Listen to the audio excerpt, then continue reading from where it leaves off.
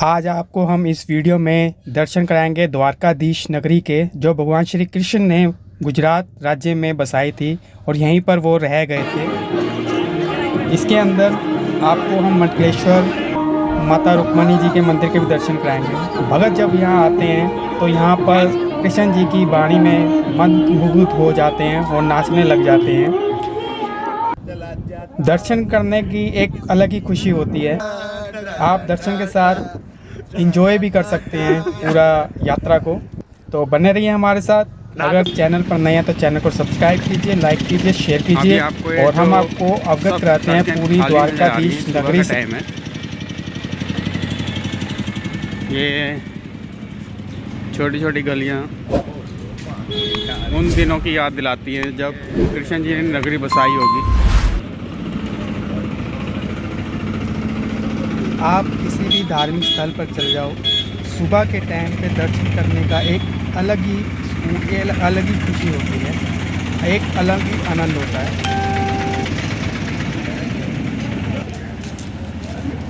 अब आपको हम मंदिर के दर्शन के साथ साथ उसके इतिहास के बारे में बताते हैं। भारत के पश्चिमी राज्य गुजरात में अरब सागर के किनारे स्थित द्वारका एक प्रमुख तीर्थ स्थान है।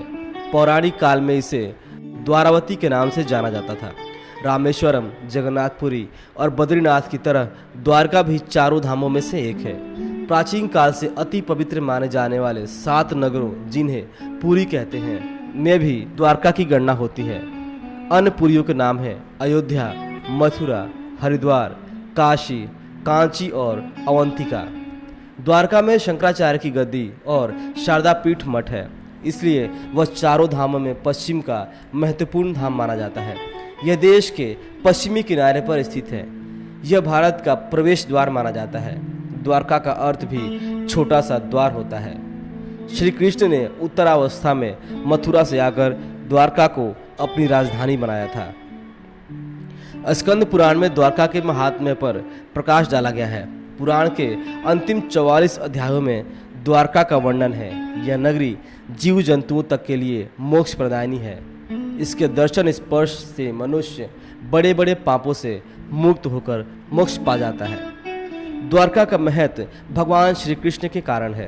कहते हैं कि इसे उन्होंने ही बसाया और यदुवंशियों की राजधानी बनाया। कृष्ण मथुरा में पैदा हुए, गोकुल में पले, परंतु बसने के लिए इतनी दूर द्वारका पहुँचे। कहते हैं जब श्री कृष्ण ने कंस का वध किया तो उसके ससुर जरासंध ने कृष्ण से बदला लेने के लिए मथुरा पर 17 बार आक्रमण किया। यद्यपि वह हर बार पराजित हुआ, परंतु इससे मथुरा वासियों को भी जनधन की हानि उठानी पड़ी। तब मथुरा वासियों ने श्री कृष्ण से ऐसी जगह बसाने के लिए कहा जहां जरासंध के आक्रमण न हो सके और लोग शांतिपूर्ण जीवन व्यतीत कर सकें। मथुरा से बहुत दूर समुद्र तट पर द्वारका पहले से ही एक प्रसिद्ध स्थान था। तब इसे कुश स्थली कहते थे। कृष्ण को यह जगह बहुत पसंद आई। उन्होंने मथुरा के लोगों के लिए कुश स्थली में ही नया नगर स्थापित किया और इसका नाम रखा द्वारका। नगर के चारों ओर बहुत ऊंचा परकोटा बनाया गया, जिसमें 4 दरवाजे थे। संभवतः इसलिए इस नगर का नाम द्वारका अर्थात द्वारों वाली नगरी रखा गया। किसी समय बड़ी वैभवशाली तथा स्वर्ण नगरी के नाम से विख्यात रह चुकी इस नगरी को प्राचीन काल में समुद्र ने निगल लिया था, लेकिन श्री कृष्ण का निवास स्थान नहीं हुआ। उसी स्थान पर श्री कृष्ण के वंशज वज्रनाभ ने श्री रणछोड़ जी का मंदिर बनवाया था, जो कि आज भी विद्यमान है। वर्तमान द्वारका के 2 भाग हैं, एक को गोमती द्वारका और दूसरे को बेट द्वारका कहते हैं।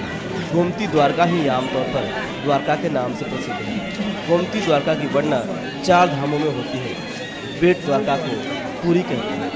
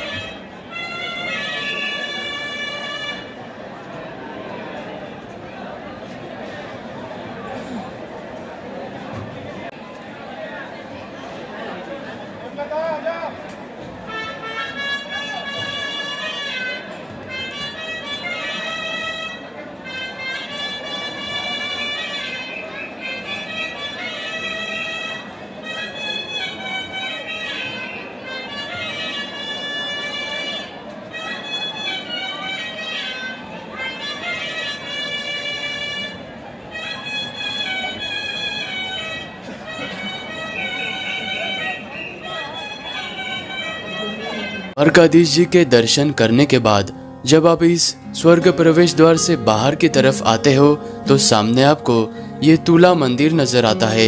इस मंदिर के गर्भगृह में बलराम जी विराजमान हैं। बलराम जी के दर्शन करने के बाद जैसे द्वापर युग में भगवान श्री कृष्ण जी का तुलादान हुआ था, ठीक उसी तरह यहाँ पर भक्तगण इस बड़े से कांटे पर बैठकर अपने वजन के अनुसार यहाँ पर अन्न और किसी वस्तु का दान करते हैं। हम गोमती घाट पर आ चुके हैं, जहाँ पर यह पवित्र गोमती नदी बहती है और ये नदी गंगा नदी की सहायक नदी है। और ये नदी नेपाल के हिमालय पर्वत से निकलने के बाद भारत के कई राज्यों से सफर तय करते हुए गुजरात के इस द्वारका में आने के बाद इस चक्र तीर्थ नामक जगह पर गोमती नदी अरब सागर से मिल जाती है। तो इस तरह से यहाँ पर आपको अरब सागर और गोमती नदी के पवित्र संगम का दर्शन होता है। गोमती घाट के आखिरी छोर पर और समुद्र के एकदम किनारे पर आपको ये समुद्र नारायण जी का मंदिर नजर आएगा।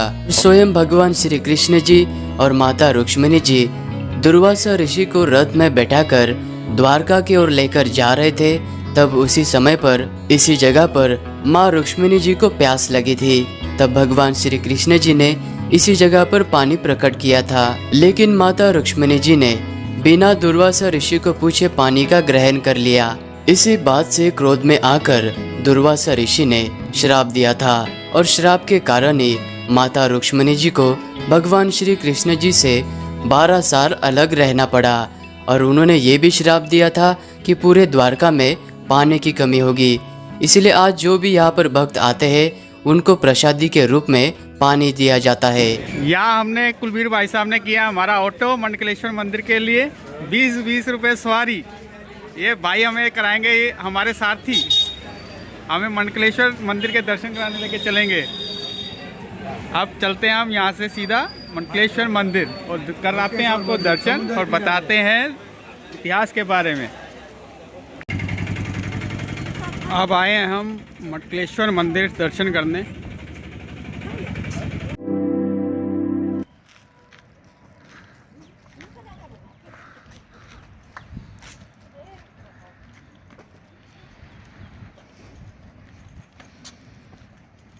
अरब सागर के अंदर प्राकृतिक रूप से बने हुए चट्टान के ऊपर ये बड़केश्वर महादेव जी का मंदिर बना हुआ है। बड़केश्वर महादेव जी के मंदिर के बिल्कुल पास में ये खूबसूरत सा सनसेट पॉइंट बना हुआ है।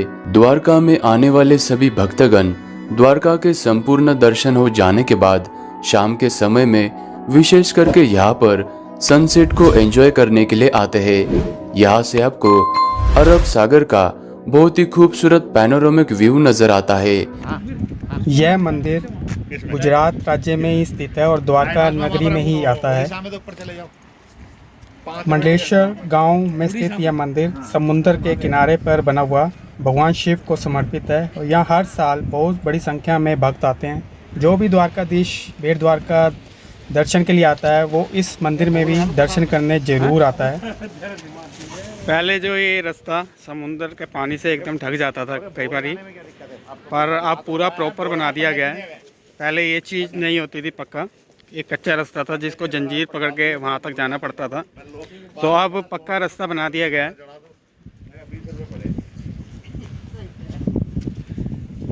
मंदिर का ऐतिहासिक और धार्मिक अपना ही महत्व है और यह क्षेत्र शांतिपूर्ण वातावरण के लिए भी बहुत प्रसिद्ध है। भक्त यहाँ पर पूजा अर्चना करने आते हैं और साथ ही साथ आसपास के सौंदर्य का भी आनंद लेते हैं। आप देख सकते हैं मंदिर के 3 तरफ तो समुंदर है और एक तरफ ही आने का रास्ता है जो बना रखा है। पहले ये कच्चा होता था जैसे हमने आपको पीछे बताया, अब ये प्रॉपर पक्का बना दिया गया है। हमारे साथ आए यात्रीगण दर्शन करके बाहर आ रहे हैं मंदिर के, और मंदिर के पीछे ही आप यहाँ पर रुक सकते हैं, थोड़ा एंजॉय कर सकते हैं, प्रकृति का समुंदर का आनंद ले सकते हैं जो हमने भी लिया था।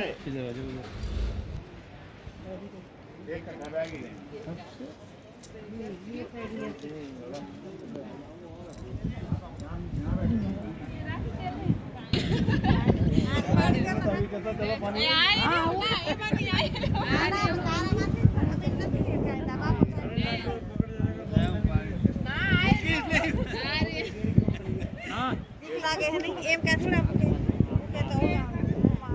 चला जाता हूँ किसी की दूर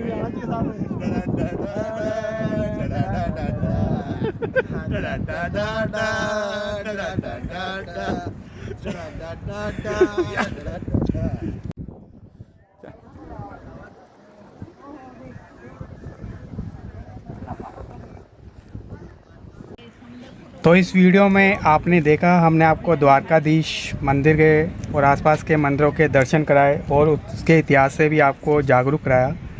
वीडियो शूट करते हुए या इतिहास बताते हुए हमसे कोई गलती हो गई हो तो हम भगत जनों से हाथ जोड़कर माफ़ी मांगते हैं।